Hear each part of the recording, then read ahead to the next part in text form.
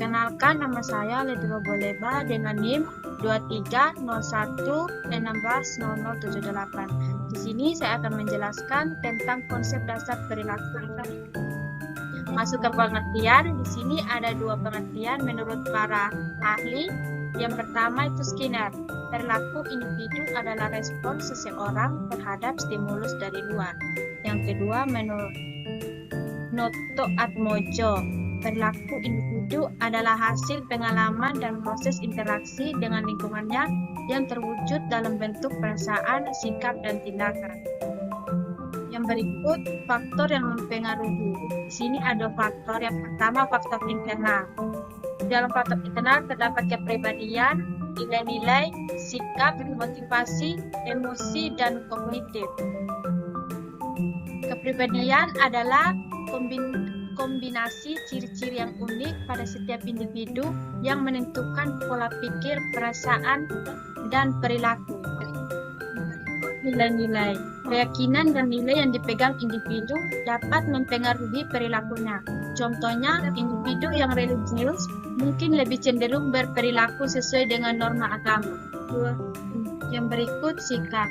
Sikap adalah kecenderungan untuk berperilaku dengan cara tertentu terhadap suatu objek, orang, atau situasi. Sikap dapat dibentuk oleh berbagai faktor seperti pengalaman pribadi, nilai-nilai, dan norma sosial. Sikap dapat mempengaruhi perilaku individu dalam beberapa cara. Yang pertama, memandu pengambilan keputusan. Sikap dapat membantu individu dalam membuat keputusan tentang bagaimana berperilaku dalam situasi tertentu. Contohnya, individu yang memiliki sikap positif terhadap daur ulang mungkin lebih cenderung mendaur ulang sampahnya. Yang kedua, mempengaruhi motivasi. Sikap dapat mempengaruhi motivasi individu untuk melakukan sesuatu. Contohnya, individu yang memiliki sikap positif terhadap olahraga mungkin lebih termotivasi untuk berolahraga secara teratur. Yang ketiga, menjustifikasi perilaku. Sikap dapat digunakan untuk menjustifikasi perilaku individu. Contohnya, individu yang memiliki sikap negatif terhadap imigran mungkin lebih mudah untuk membenarkan tindakan diskriminasi terhadap imigran. Yang keempat, memperkuat perilaku yang ada. Sikap dapat memperkuat perilaku yang sudah ada. Contohnya, individu yang memiliki sikap positif terhadap belajar mungkin lebih terdorong untuk terus belajar dan meningkatkan pengetahuannya. Yang kelima, membentuk kebiasaan. Sikap dapat membantu membentuk kebiasaan baru. Contohnya, individu yang memiliki sikap positif terhadap makanan sehat mungkin lebih mudah untuk membentuk kebiasaan makanan sehat. Faktor yang berikut, motivasi. Motivasi adalah dorongan internal yang mendorong individu. Motivasi dapat berupa kebutuhan fisiologis, keinginan untuk mencapai tujuan atau rasa ingin tahu. Yang berikut, emosi. Emosi adalah perasaan yang intensif yang dapat mempengaruhi pikiran dan perilaku individu. Contohnya, rasa marah dapat membuat individu bertindak agresif, sedangkan rasa bahagia dapat membuat individu lebih ramah dan tertutup. Yang berikut, kognitif. Kognitif mengacu pada proses mental yang terlibat dalam berpikir, mengetahui, dan memahami. Proses ini termasuk persepsi, perhatian, memori, bahasa, pemecahan masalah,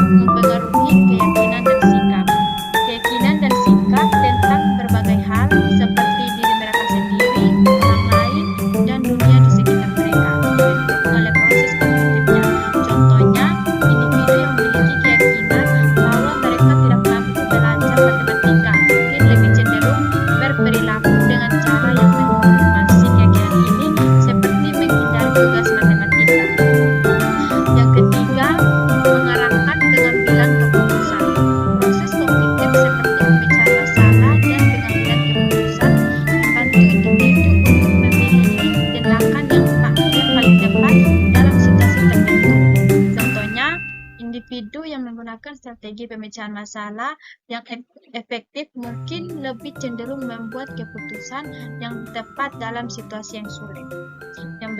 Yang berikut mengatur emosi.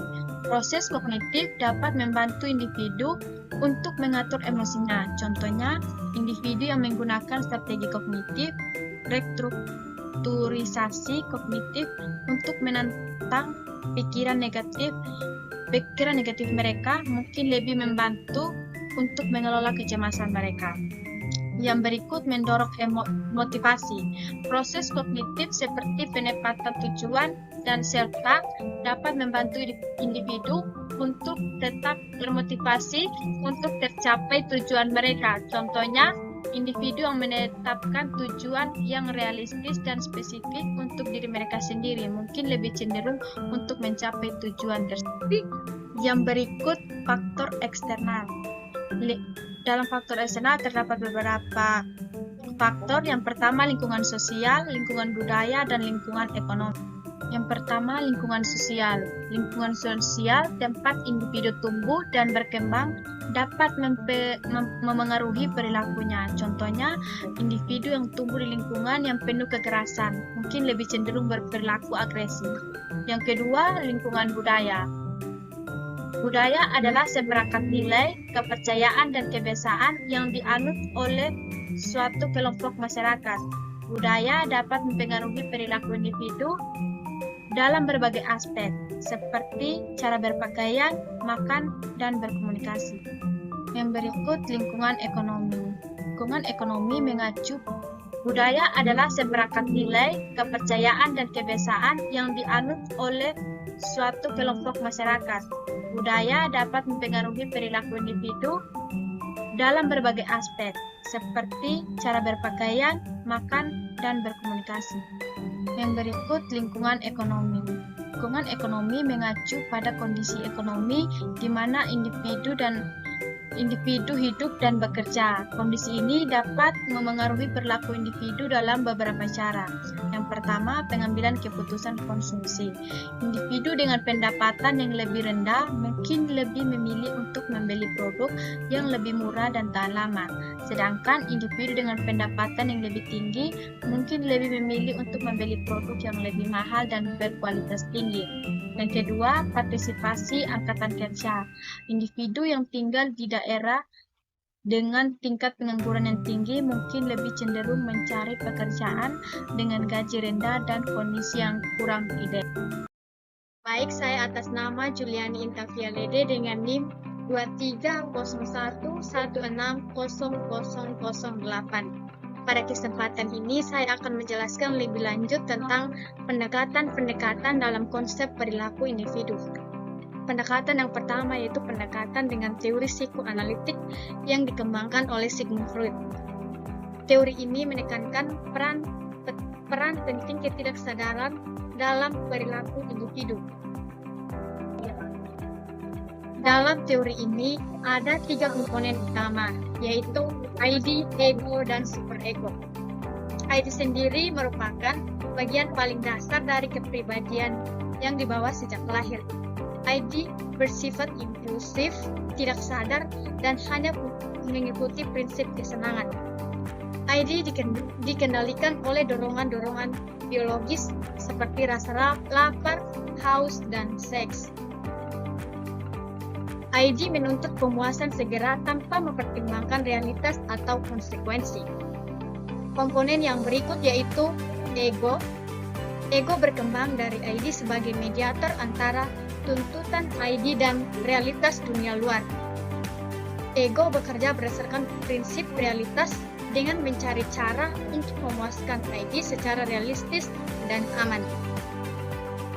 Ego bertanggung jawab untuk berpikir, merencanakan, dan mengambil keputusan.